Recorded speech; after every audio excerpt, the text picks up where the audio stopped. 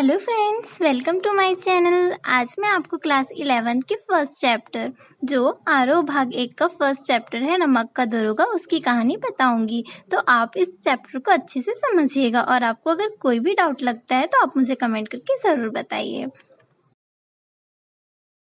चलिए इस chapter start करते हैं। तो क्या लिखा है, जब नमक का नया विभाग बना और ईश्वर प्रदत्त वस्तुओं के व्यवहार करने का निषेध हो गया तो लोग क्या करने लगे, चोरी छुपे किसका व्यापार करने लगे, नमक का व्यापार करने लगे।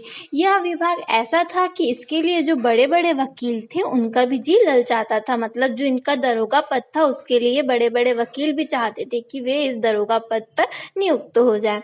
इसी कहानी में क्या होता है, जो मुंशी वशिंधर थे वो भी रोजगार की तलाश में निकले रहते हैं। तो उनके पिताजी ने उन्हें समझाया। उनके पिताजी एक बहुत ही अनुभवी व्यक्ति थे। उन्होंने अपने बेटे को समझाया कि बेटा, घर की दुर्दशा देख रहे हो। मतलब वे अपने घर के बारे में उस अपने बेटे को समझा रहे हैं कि बेटा देखो, घर की दुर्दशा कितनी खराब है। तुम्हारी बहनें, जो घर की लड़कियां हैं, जो तुम्हारी बहनें, वे भी विवाह के योग्य हो गई है। तो तुम ऐसा काम ढूंढना जिसमें ओहदे पर ध्यान मत देना, जो पद है उस पे ध्यान मत देना, तुम ऊपरी कमाई पर ध्यान देना। ऊपरी कमाई का मतलब क्या होता है, जो अलग से पैसे दिए जाते हैं, भ्रष्टाचारी के पैसे, उसको कहते हैं ऊपरी कमाई।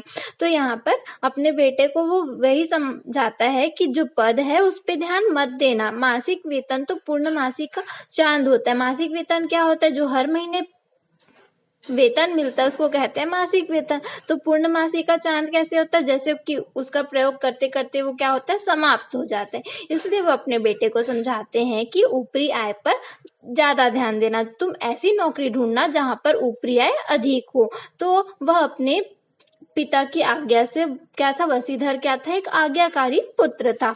तो वह अपने पिता की आज्ञा लेकर, उनका आशीर्वाद देकर घर से वह निकलता है। और क्या था, वो अच्छे सगुन से चले थे, जिसके कारण जैसे ही वो निकले उनका दरोगा पद पर, वे नमक के विभाग में वे दरोगा पद पर क्या हो गए, नियुक्त हो गए। और यह एक ऐसा पद था जहां पर आय का तो जो ऊपरी आय थी उसका तो ठिकाना ही नहीं था। तो उनके पिताजी यह सुनकर क्या हो गए, फूले ही नहीं समाये, क्योंकि वो बहुत खुश हो गए थे। क्योंकि वो चाहते ही यही थे ना कि अपने बेटे की ऊपरी आय, उनका बेटा ऐसे पद पर नियुक्त हो जहाँ पर उन्हें ऊपरी आय मिले। जाड़े के दिन थे और रात का समय।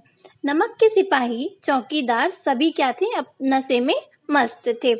मुंशी वशिधर को यहाँ आए कुछ ही दिन हुए थे। मुंशी वशिधर को नमक के विभाग में आए कुछ ही दिन हुए थे, परंतु उन्होंने अपनी कार्यकुशलता एवं उत्तम आचार से, जो अपने अच्छे व्यवहार से उन्होंने क्या किया, वहां के जितने भी अफसर थे उनका मन जीत लिया था। उस दिन वे रात में सोए थे कि अचानक उन्होंने कुछ गाड़ियों की आवाज सुनी। तो वे अचानक से उठ गए और उन्होंने अपनी वर्दी पहनी, अपना तमंचा लिया और वे पुल की ओर चल दिए। तब उन्होंने देखा कि गाड़ियों की लंबी कतार लगी है। तो उन्होंने गाड़ियों को रोककर हटकर पूछा, किसकी गाड़ियां हैं। तो थोड़ी देर सन्नाटा छा गया। थोड़ी देर किसी ने कोई भी जवाब नहीं दिया। फिर एक व्यक्ति ने आगे आकर बोला कि ये दातागंज के निवासी आलोपीदीन की गाड़ियां हैं, पंडित आलोपीदीन की गाड़ियां हैं। तो मुंशी वशिधर यह सुनकर बहुत शॉक्ड हो गए, मतलब चौंक गए, क्योंकि जब जो पंडित आलोपीदीन थे वे एक प्रतिष्ठित व्यक्ति थे, एक प्रतिष्ठित व्यापारी थे। उनका अंग्रेजों के साथ भी उठना बैठना था। उन्होंने पता लगाया कि जो भी वह गाड़ियां ले जा रही थी उनके अंदर क्या था, नमक की चोरी छुपे नमक को चुराया जा रहा था। पंडित आलोपीदीन अपने रथ पर सवार हुए अर्ध सुप्त अवस्था में चले आ रहे थे कि उन्हें समाचार मिला कि उनकी गाड़ियां दरोगा जी ने रोक दी है और वे घाट पर उन्हें बुला रहे हैं। मतलब पंडित आलोपीदीन को घाट पर मुंशी वशिधर बुला रहे हैं। तो पंडित आलोपीदीन को क्या था, लक्ष्मी की शक्ति पर भरपूर भरोसा था कि वे सोचते थे कि आजकल तो रिश्वत से किसी को भी खरीदा जा सकता है। तो ये सोचकर वे बहुत ही निश्चिंत होकर दरोगा जी के सामने गए।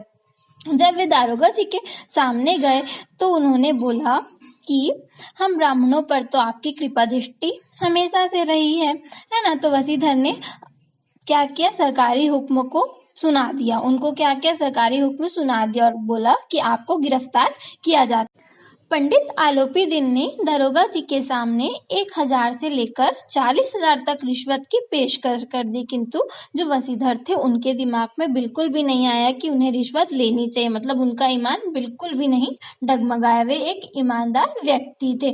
तब पंडित आलोपी दिनों से खूब दया याचना की और बोला कि हमारी इज्जत मिट्टी में मिल जाएगी, आप हमें गिरफ्तार ना करें। परंतु जो वसीधर थे उन्होंने आलोपी दिन की एक भी बात नहीं सुनी और उन्हें अंततः लास्ट में गिरफ्तार कर ही लिया।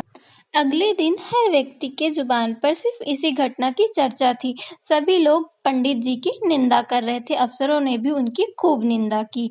जैसे ही पंडित जी अपनी गर्दन झुकाए अदालत में पेश हुए, वहां के हालात बदल गए।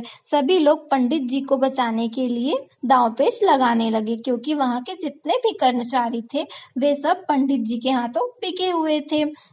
और जितने भी वकील थे उन्होंने एक टीम बनाई और पंडित जी को इस केस से बरी कराने के लिए वे दांवपेच लगाने लगे। अंततः मजिस्ट्रेट ने अपना फैसला सुना दिया और उन्होंने कहा पंडित आलोपी दिन बहुत बड़े आदमी हैं, वे थोड़े ही ऐसा काम करेंगे, कुछ लाभ कमाने के लिए थोड़े ही इतना छोटा काम करेंगे। जिसके कारण क्या हुआ, पंडित आलोपी दिन इस केस से बरी हो गए और जो मुंशी वसीधर थे उन्होंने उनके ऊपर नमक हलाली का इल्जाम लगा दिया गया। मुंशी वसीधर को यह बात बहुत ही बुरी लगी कि किसी ने भी सत्य का साथ नहीं दिया और मुंशी वसीधर की नौकरी भी छीन ली गई। जिसके कारण यह समाचार जब उनके घर वालों ने सुना तो उनके पिताजी उनसे बहुत ही ज्यादा गुस्सा हो गए, क्रुद्ध हो गए और उनकी माँ और उनकी पत्नी भी बहुत ही नाराज थी मुंशी वसीधर से। एक सप्ताह बाद सेठ आलोपी दिन वसीधर के घर पहुंचे। उन्हें आया हुआ देखकर जो उनके पिताजी थे वे अपनी बदकिस्मती और अपने बेटे की मूर्खता पर रोने लग गए। तो आलोपी दिन ने उनसे कहा, आप ऐसा कहने और करने की कोई जरूरत नहीं है। मतलब आप ऐसा अपने बेटे के बारे में मत कहिए।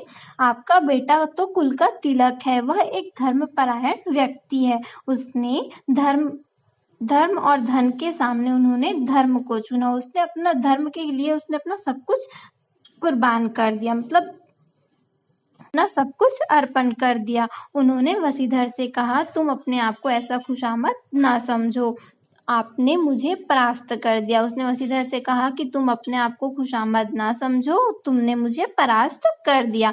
वसीधर ने सोचा कि आलोपी दिन मुझे अपमानित करने आए होंगे, परंतु जब आलोपी दिन ने ऐसा कहा तो उनके मन का जो संदेह था वह समाप्त हो। वसीधर ने आलोपी दिन से कहा कि यह तो आपकी उदारता है कि आप ऐसा कह रहे हैं, आज्ञा दीजिए कि मैं आपके लिए क्या कर सकता हूँ।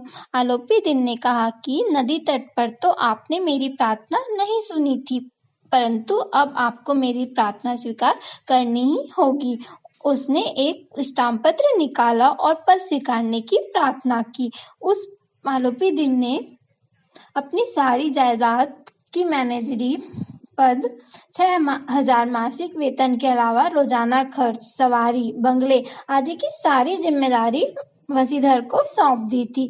वसीधर ने कांपते हुए स्वर में कहा कि सर जी, मैं इस पद के लायक नहीं हूँ, आपको तो इस पद के लिए एक अनुभवी व्यक्ति की आवश्यकता होगी। पंडित आलोपी दिन ने वसीधर को कलम देते हुए कहा कि मुझे अनुभव, विद्वता और मर्मज्ञता की चाह नहीं, मुझे तो एक ऐसे व्यक्ति की आवश्यकता है जो मेरे सारे जायदाद को पूरी ईमानदारी से, धर्मनिष्ठता से और कर्तव्य परायणता से संभाल सके।